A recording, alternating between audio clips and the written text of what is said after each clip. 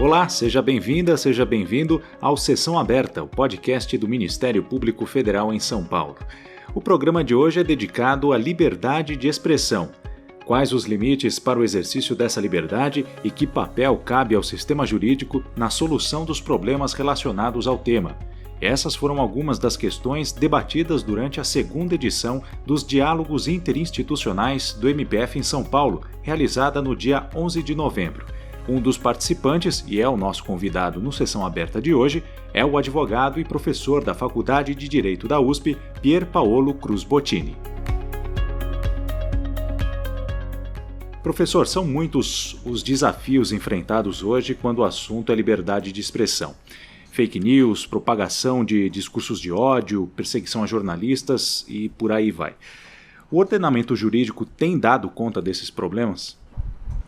Esse problema eu acho que é um pouco mais complexo e nós precisamos entender do ponto de vista principiológico como é que a gente quer lidar com a liberdade de expressão. Eu sempre defendi que o grau de civilidade de um povo, de uma sociedade, ele se pauta pelo grau de tolerância à liberdade de expressão.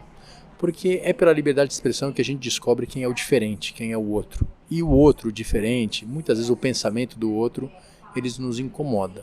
E a forma de lidar com esse incômodo e a forma civilizada de lidar com esse incômodo é justamente a régua que mede a nossa sociedade. Então a gente tem que partir sempre desse princípio, que o discurso do outro, ele pode ser incômodo, ele pode ser absurdo, ele pode ser desagradável, mas desde que ele não afete direitos e liberdades individuais, sobre os quais a gente pode falar depois, ele é livre, ele é permitido.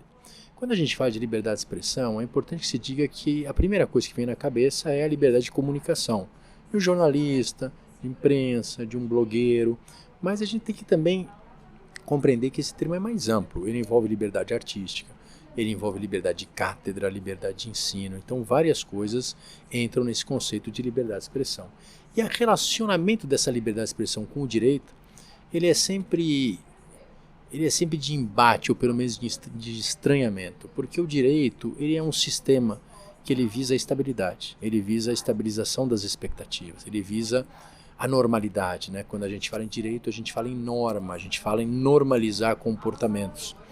E a liberdade de expressão é o contrário, ela visa justamente a liberdade, a ousadia, a ideia de subversão. Então, enquanto o direito é algo conservador e, por natureza, ele é algo que representa o status quo, a liberdade de expressão é a contestação, é algo que vai de encontro ao status quo. Ela vai jogar luz nas contradições, nos problemas, nas hipocrisias, nos vícios desse status quo. É por isso que essa relação é muitas vezes tensa.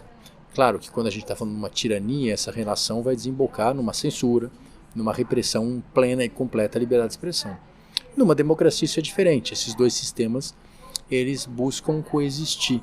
Ou seja, na medida que você, por exemplo, no Brasil tem uma Constituição Federal que erija a dignidade humana, a pluralidade como conceitos, você vai precisar lidar com a liberdade de expressão. Então ela faz parte do nosso sistema. Então a forma de lidar com isso é que é o grande desafio. Essa liberdade de expressão, ela pode ser praticada sem qualquer limite, ou existem limites a essa liberdade de expressão, justamente e também para preservar essa dignidade humana. Então a gente tem contrastes, a gente tem conflitos, a gente tem momentos de tensão, a gente tem situações limites que a gente precisa enfrentar e refletir. Eu acho que a ideia é justamente que nós possamos fazer isso. Então a gente identificar o nosso direito tem limites à liberdade de expressão? Óbvio que tem. A gente tem um limite da liberdade de expressão quando ela afeta a honra de alguém. Então um crime de calúnia, de injúria, de difamação é um limite à liberdade de expressão. Eu tenho um outro limite quando, por exemplo, eu tenho uma incitação ao ódio, quando, por exemplo, eu tenho uma apologia ao crime. Eu tenho um outro limite quando eu limito a liberdade de expressão quando há uma referência a crianças, a adolescentes. Então eu tenho uma série de limites à liberdade de expressão que devem ser levados em consideração, mas isso sempre no sentido de preservar a dignidade humana, mas dar à liberdade de expressão o seu maior alcance possível. Então mais ou menos esse é o sistema de tensão que a gente vem enfrentando e com o qual a gente precisa lidar. Então ao sistema jurídico cabe mais um papel de garantidor do que de interventor ou limitador. Dá para dizer isso? Sim, embora muitas vezes, é claro, você vai ter uma intervenção, mas lembrando que quando a gente fala em liberdade de expressão, até por conta do nosso sistema ser um sistema que garante a dignidade humana e garante a liberdade de expressão, a gente nunca pode trabalhar com a censura prévia. A gente sempre trabalha com a consequência. Então você tem liberdade para falar o que você quiser, mas você vai arcar com as consequências do que você diz. O que acaba resultando também na vedação ao anonimato. Eu posso falar, mas eu tenho que dizer quem eu sou, porque de alguma forma eu vou sofrer as consequências daquilo. Então eu posso caluniar alguém, ninguém vai me censurar, mas eu respondo criminal ou civilmente por isso. Mas quando a gente fala em liberdade de expressão, tem alguns temas que sempre vêm à tona, que justamente são aqueles limites, aquelas situações mais difíceis de lidar. Por exemplo, o caso das fake news. Ou seja, eu tenho a liberdade de expressão, eu posso usar a liberdade de expressão, mas qual é o limite para eu espalhar inverdades como se verdades fossem? O sistema da fake news não é nenhuma novidade no nosso país. Mas hoje as fake news tomam uma dimensão diferente quando elas são espalhadas através de mecanismos de massificação dessas fake news, como por exemplo os robôs, como por exemplo aqueles sistemas de WhatsApp, de replicação de mensagens e assim por diante. Então hoje elas têm um impacto muito grande, elas podem acabar com uma reputação, elas podem alterar o rumo de alguma eleição, como a gente viu em alguns países do mundo. Então o fenômeno das fake news ele ganha uma dimensão muito maior. Qual é a forma de lidar com isso é o nosso desafio. Eu não acredito numa forma estatal de lidar com isso. Eu acho que o Estado não pode deter o poder de dizer o que é verdade ou o que não é verdade. A Hannah Arendt já dizia isso há algum tempo atrás. Se eu der ao Estado o poder de filtrar o que é verdade ou não, eu necessariamente corro para o totalitarismo. Porque a ideia de verdade é algo heterogêneo, é algo que cabe em diversos conceitos e diversas interpretações. Então eu acho que a saída é diferente.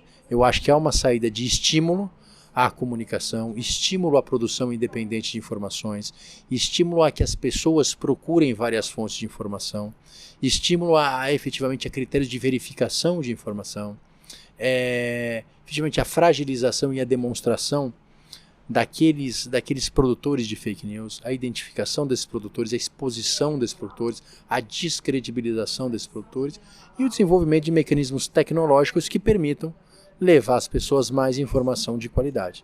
Eu não sei se isso resolve essa situação, eu não sei se isso é o suficiente para enfrentar esse fenômeno, mas eu ainda prefiro esta forma de regulação do que a regulamentação estatal, do que dá ao poder do Estado de dizer o que é verdade e o que é mentira.